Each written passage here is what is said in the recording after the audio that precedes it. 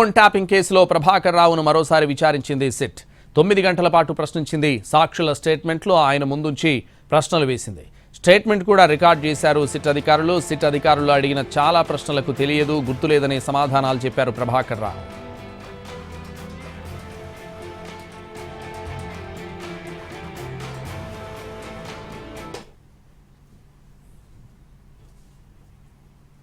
Phone tapping బాధితుల్లో కేంద్ర మంత్రి బండి సంజయ్ కూడా చేరారు.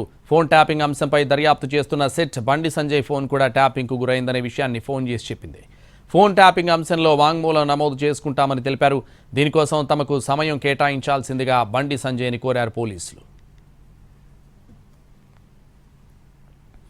జగన్ పర్యటనలోని రపారపా వ్యాఖ్యలపై స్పందించారు డిప్యూటీ సీఎం పవన్. చట్టాన్ని ఉల్లంఘించి మాట్లాడే నేతల పట్ల అప్రమత్తంగా ఉండాలన్నారు. డైలాగులు సినిమా వరకే బాగుంటాయని ప్రజాస్వామ్యంలో ఆచరణలో పెట్టడం సాధ్యపడదన్నారు. ప్రజల్లో భయం అయోమయం రేకెత్తించే వ్యాఖ్యలు చేస్తే కఠిన చర్యలు తీసుకుంటామని హెచ్చరించారు. శాంతి భద్రతలకు విఘాతం కలిగిస్తే ప్రభుత్వం ఊరుకోదన్న ఆయన అటువంటి వారిపై రౌడీ షీట్లు తెరుస్తామని వార్నింగ్ ఇచ్చారు.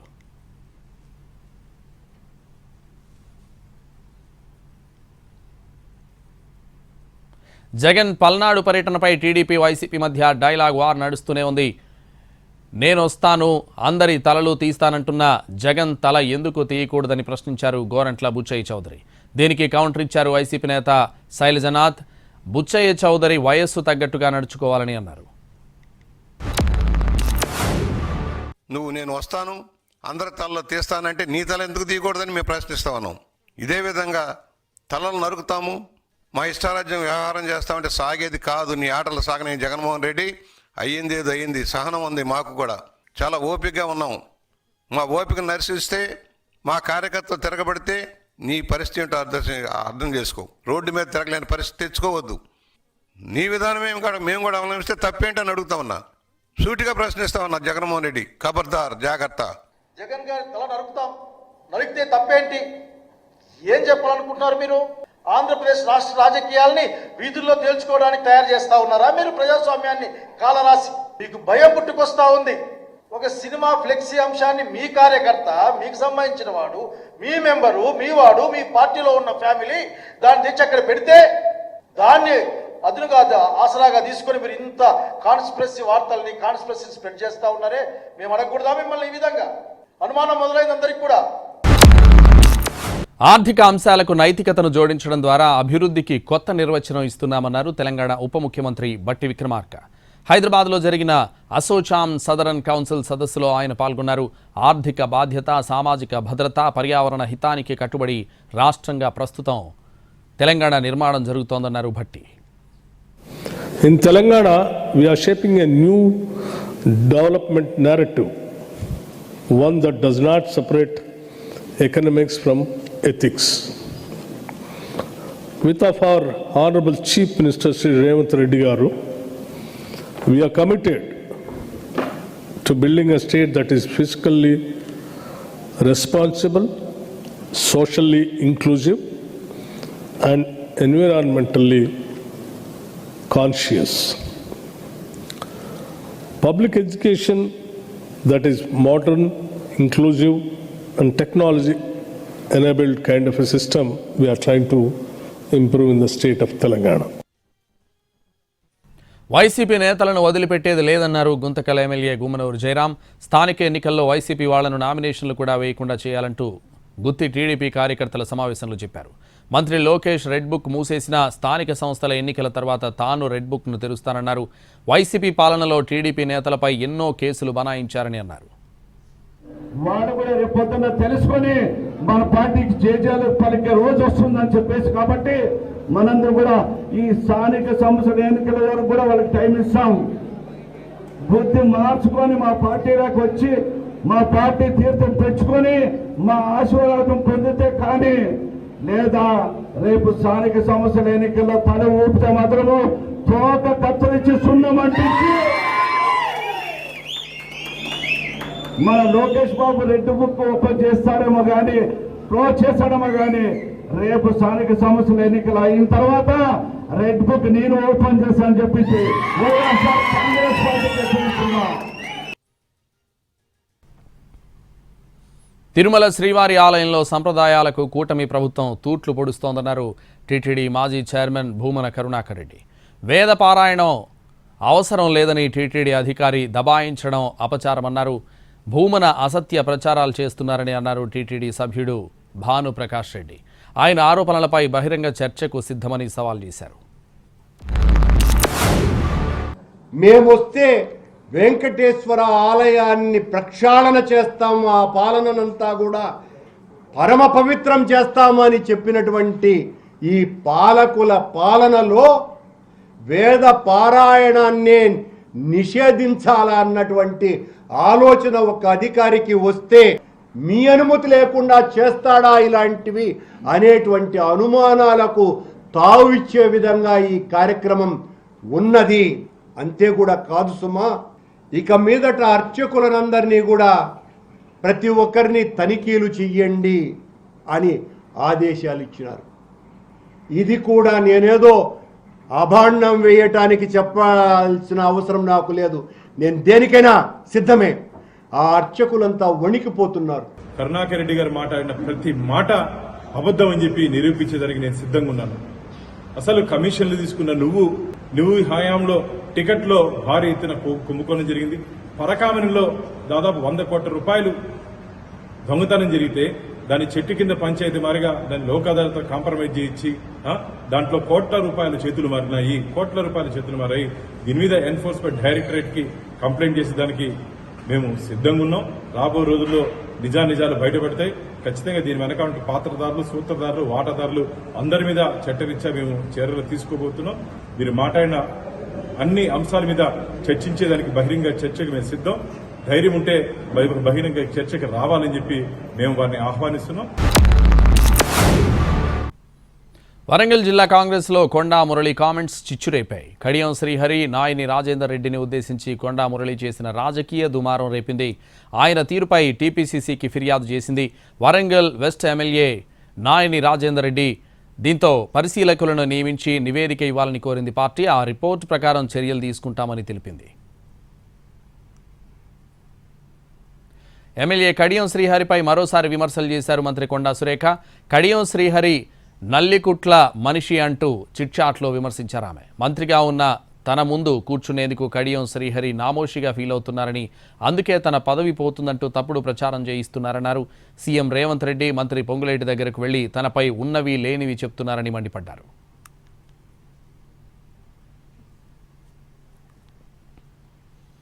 కొండా మురళి విషయంలో ఇరువైపుల నుంచి తమకు ఫిర్యాదు అందాయన్నారు పీసీసీ చీఫ్ మహేష్ గౌడ్. దీనిపై వాస్తవాలు తెలుసుకుని నివేదిక ఇవ్వాల్సిందిగా అబ్జర్వర్లను ఆదేశించామన్నారు. నివేదిక అందిన తర్వాత ఆ అంశాన్ని పరిశీలిస్తామన్నారు మహేష్ గౌడ్. కాంగ్రెస్ పార్టీది, మా కాంగ్రెస్ పార్టీలో కొంత ప్రజాస్వామిక స్వేచ్ఛ ఎక్కువ, వ్యక్తిగత అభిప్రాయాలు వెలుబించుకునే అవకాశాలు ఎక్కువ. అది అడ్డుమీరినప్పుడు, క్రమశిక్షణ ఉల్లంఘించినప్పుడు చర్యలు ఉంటాయి. కొండా మురళి విషయం ఇరువైపుల నుంచి మనకు వారు ఫిర్యాదులు వచ్చినాయి. పీసీసీ చేసిన అబ్జర్వర్స్కి వాస్తవాలు తెలుసుకొని రిపోర్ట్ చేయాల్సిన కోరాం. రిపోర్ట్ వచ్చిన తర్వాత కొండా మురళి వ్యాఖ్యలను తప్పుబట్టింది వరంగల్ వెస్ట్ ఎమ్మెల్యే నాయని రాజేందర్ రెడ్డి వర్గం. జిల్లా ముఖ్య నేతలు సమావేశమై ఆయన వ్యాఖ్యలపై చర్చించారు. కొందరి ప్రవర్తనతో పార్టీకి నష్టం జరుగుతోందని అన్నారు ఎమ్మెల్యే నాయని. హద్దులు దాటి పార్టీకి నష్టం కలిగించొద్దని చెప్పారు. స్థానిక సంస్థల ఎన్నికలు వస్తున్న సమయంలో గొడవలు మంచిది కాదని అన్నారు ఆయన. కష్టసుఖాలు ఉంటే అధిష్టానం చూసుకుంటుందని, ప్రతిదానికి రోడ్డు మీద పడడం మంచి పద్ధతి కాదన్నారు. అతి త్వరలోనే ఏదో ఒకటి తేల్చేస్తామన్నారు.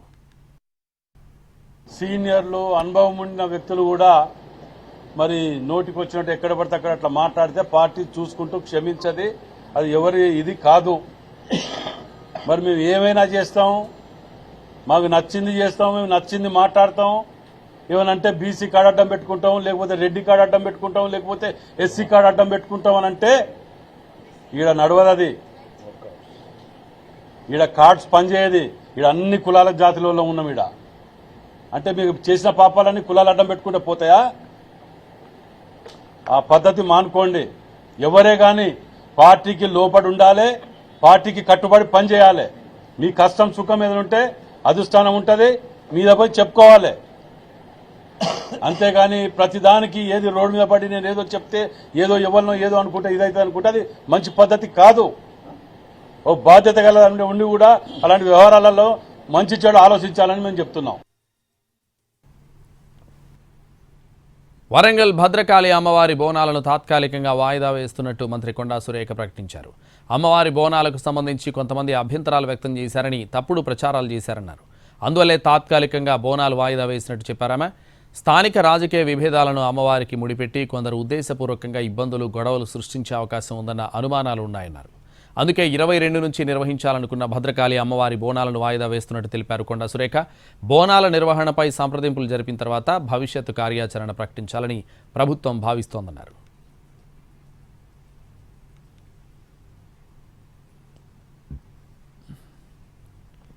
పోలింగ్ శాతం పెంచాల్సిన అవసరం ఉందన్నారు ఎన్నికల సంఘం డిప్యూటీ డైరెక్టర్ పవన్.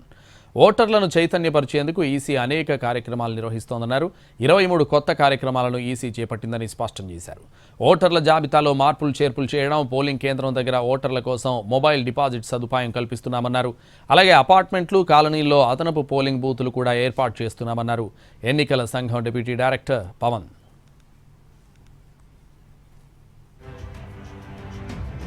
తనకు అమెరికా పర్యటన కంటే ఒడిశాలోని జగన్నాథుని దర్శించుకోవడం ముఖ్యమన్నారు ప్రధాని నరేంద్ర మోదీ. G7 సదస్సు కోసం కెనడా వెళ్లినప్పుడు అమెరికా అధ్యక్షుడు డొనాల్డ్ ట్రంప్ తనను వాళ్ళ దేశానికి ఆహ్వానించారని చెప్పారు. అయితే జగన్నాథుని పుణ్యభూమికి వెళ్లాలని తాను ట్రంప్కు బదులిచ్చినట్టు వివరించారు ప్రధాని. ఒడిశా ప్రజల ప్రేమ, జగన్నాథునిపై భక్తి తనను ఒడిశాకు లాక్కొచ్చాయన్నారు ప్రధాని నరేంద్ర మోదీ.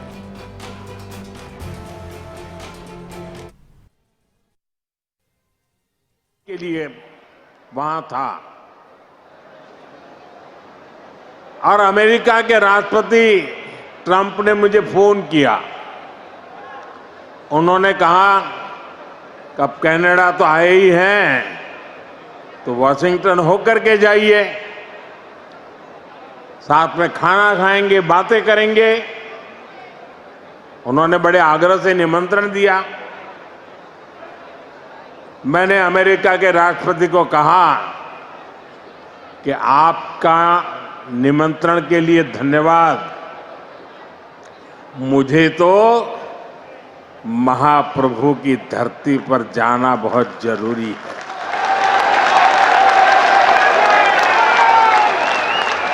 और इसलिए मैंने उनके निमंत्रण को नम्रतापूर्वक मना किया और आपका प्यार, महाप्रभु की भक्ति मुझे इस धरती पर खींच करके. బీజేపీ కాంగ్రెస్ మధ్య మళ్ళీ లాంగ్వేజ్ వార్ మొదలైంది. అయితే ఈసారి ఇంగ్లీష్ భాషపై మాటల యుద్ధం జరుగుతోంది. ఇంగ్లీష్లో మాట్లాడేవారు సిగ్గుపడే రోజులు త్వరలోనే వస్తాయని నిన్న అమిత్ షా వ్యాఖ్యలకు కౌంటర్ ఇచ్చారు రాహుల్ గాంధీ. మీకో నీతి, పేదలకో నీతా అంటూ ప్రశ్నించారు.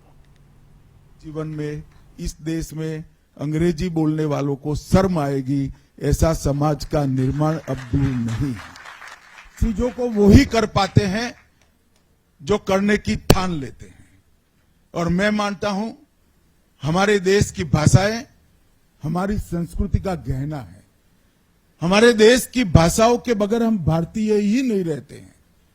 हमारा देश, इसका इतिहास, इसकी संस्कृति, ये हमारा धर्म, इसको समझना है तो कोई विदेशी भाषा में नहीं समझा सकता. ये बोल रहे हैं मगर इसके पीछे सोच क्या? अंग्रेजी नहीं पढ़नी चाहिए. क्यों नहीं पढ़नी चाहिए? अंग्रेजी आपका सबसे बड़ा हथियार है, क्योंकि अंग्रेजी आपको कहीं भी पता देगा.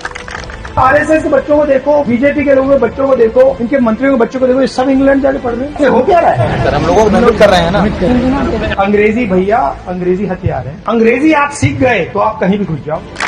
अंग्रेजी आप सीख गए तो आप अमेरिका तक जाओगे, जापान चले जाओगे, कहीं भी जा सकते हो, किसी भी कंपनी में काम कर सकते हो. क्योंकि वो नहीं चाहते कि आप लोग बड़े बोर्ड रूम्स में घुसो, आप लोगों को करोड़ों रुपए की नौकरी मिले. वो नहीं चाहते. वो चाहते कि भैया ये नौकरियां हमारी हैं, हम इंग्लिश स्कूल में जाएं, हमारा ठेका लगे रहे, और वो मतलब एसटी के बच्चे एससी हॉस्टल में जाएं, वो अंग्रेजी ना सीखे, कुछ ना करें. రాష్ట్రపతి ద్రౌపది ముర్ము భావోద్వేగానికి గురయ్యారు. పుట్టినరోజు నాడు కంటతడి పెట్టుకున్నారు. 3 రోజుల పర్యటనలో భాగంగా డెహ్రాడూన్కు వెళ్లారు రాష్ట్రపతి. అక్కడ అంధుల పాఠశాలలో నిర్వహించిన కార్యక్రమంలో ఆమె పాల్గొన్నారు. అక్కడ పలువురు అంధ విద్యార్థులు పాటలు పాడారు. రాష్ట్రపతికి పుట్టినరోజు శుభాకాంక్షలు తెలిపారు. ఆ సమయంలో ఆమె భావోద్వేగానికి గురయ్యారు. తన ప్రజా జీవితంలో అత్యంత హత్తుకునే క్షణాల్లో ఇవి ఒకటని చెప్పారామె.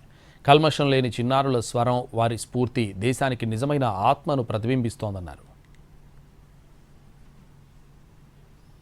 మారన్ బ్రదర్స్ మధ్య విభేదాలు రచ్చకెక్కాయి. సన్ టీవీ చైర్మన్ కళానిధి మారన్పై సోదరుడు కేంద్ర మాజీ మంత్రి డీఎంకే ఎంపీ దయానిధి మారన్ కోర్టుకెక్కారు. కళానిధి మారన్కు లీగల్ నోటీసులు ఇచ్చారు. కళానిధి మారన్, ఆయన భార్య కావేరీ మారన్తో పాటు మరో 6గురికి నోటీసులు ఇచ్చినట్టు తెలుస్తోంది. కళానిధి మారన్ మనీ లాండరింగ్తో పాటు పలు ఆర్థిక మోసపూరిత కార్యకలాపాలకు పాల్పడ్డారని దయానిధి మారన్ తీవ్ర ఆరోపణలు చేశారు. దయానిధి మారన్ తరపు న్యాయవాది సురేష్ ఈ నెల 10న నోటీసులను జారీ చేసినట్టు సమాచారం.